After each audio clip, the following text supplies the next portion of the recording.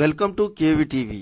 సిద్దిపేట జిల్లా కేంద్రంలోని డబుల్ బెడ్రూమ్లలో ఈరోజు సిద్దిపేట పట్టణ కాంగ్రెస్ పార్టీ అధ్యక్షులు పెద్దమాసన్పల్లి హిస్టరీలో అనాథలుగా మారిన కుటుంబాన్ని పరామర్శించి 10,000 రూపాయలు ఆర్థిక సహాయం అందజేశారు. ఇలాంటి సంఘటనలు జరగటం చాలా బాధాకరమని, సహాయం అందజేసి వారి కుటుంబానికి కాంగ్రెస్ పార్టీ ఎల్లవేళలా అండగా ఉంటుందని ధైర్యం చెప్పారు. ఈ కార్యక్రమంలో పట్టణ ప్రధాన కార్యదర్శి గ్యాదరి మధు, 14వ ward councillor Alakunta Mahender, Gayasuddin, youth Congress town president తదితరులు పాల్గొన్నారు.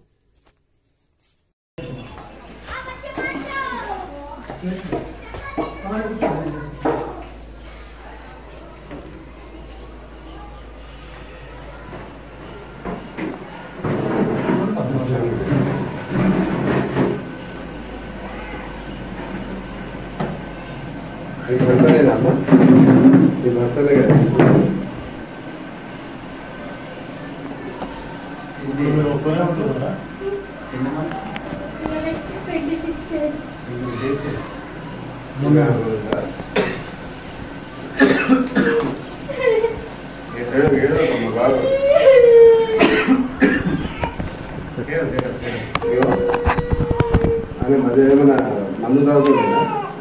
దేనికి మరి అని కాస్తి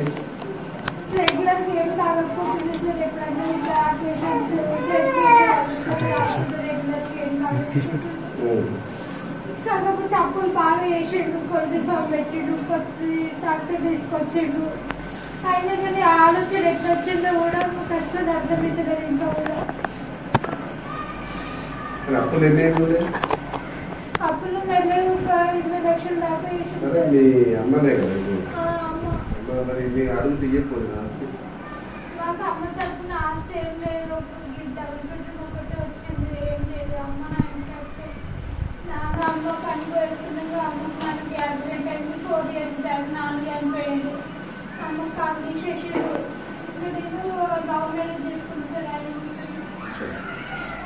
సార్ మా పిల్లలు బాబు ఒక పాప, ఇంకా పిల్లలు అక్క పాప. మీరు ఒక్కరే ఉంటున్నారు ఇప్పుడు? అవును, అక్క బాగుంటుంది కానీ ఈరోజు అమ్మాయి గొప్ప వెళ్ళడానికి దాన్ని తీసుకెళ్ళి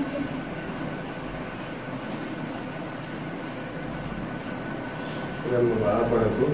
మేము ఏదున్నా మేము ఉంటాము, ఒక అన్నలాగా మేము అందరూ అన్నలాగా ఉంటాం. మీకు ఎలాంటి పరిస్థితి అయినా సరే సరే ఆయన చేసిన తప్పు ఇప్పుడు నువ్వు అనుభవిస్తున్నావు. అది మంచి పద్ధతి కాదని ఏడొద్దాం. ఏడిస్తే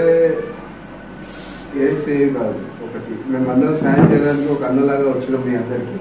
మీకు అండదండగా మేము ఉంటాం. ప్రభుత్వం నుంచి ఏదైనా కావాలన్నా కానీ పథకాలు ఏదైనా ఉన్నా కానీ మీకు అందించే సహకారం చేస్తామన్నా. ఇప్పుడు చిన్న బాబు ఉన్నాడు, 26 రోజుల 26 రోజులు పాపను ఏడవద్దు, మేము ధైర్యంగా ఉన్నాం. నువ్వు ఏ పని చేసేదమ్మా? మధ్యలో కూలీ పనికి పొలం కూలీ పని నీదేనా? సరే ఎంత బాగా ఉన్నా కానీ ఇటువంటి పని చేయొచ్చు కదా. ఏదైనా కానీ తప్పే కదమ్మా, నేరం.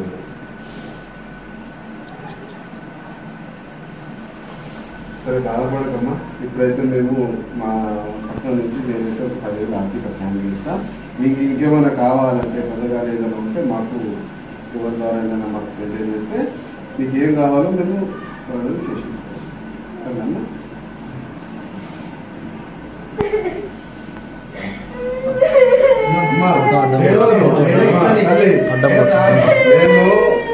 మేము అది అమ్మా సరే అమ్మా. ఇప్పుడు చిన్న బాబున్నాడు, ఎందుకు హెల్త్ ఖరాబ్ అవుతుంది కదా. చిన్న బాబున్నాడు, బాబు గురించి మీ పిల్లల గురించి నువ్వు జీవితంగా నువ్వు ఏడిస్తే కాదు. అర్థమైందమ్మా? ధైర్యంగా ముందుకు వెళ్ళాలి. ఇలాంటి పనులు చేయొద్దు. చట్టపరమైన పనులు ఏవైనా చట్టపరమైన పనులు ఏం చేసినా శిక్ష అమ్మా. దానికి ఎవరు ఏం చేయలేరు. చట్టాన్ని అతిక్రమించదు కదా, ఏ డబ్బుల కోసం అట్లా చేయదు కదా. ఇప్పుడు ఏదో ఆయన అతి ఆశపడి అనవసరంగా నీ జీవితాన్ని నేను చిన్న పిల్లలు ఉన్నది కనికరించి వచ్చినామమ్మా. అర్థమైందమ్మా? అని ఒకసారి నువ్వు చూడు. ఇంకేమైనా కావాలంటే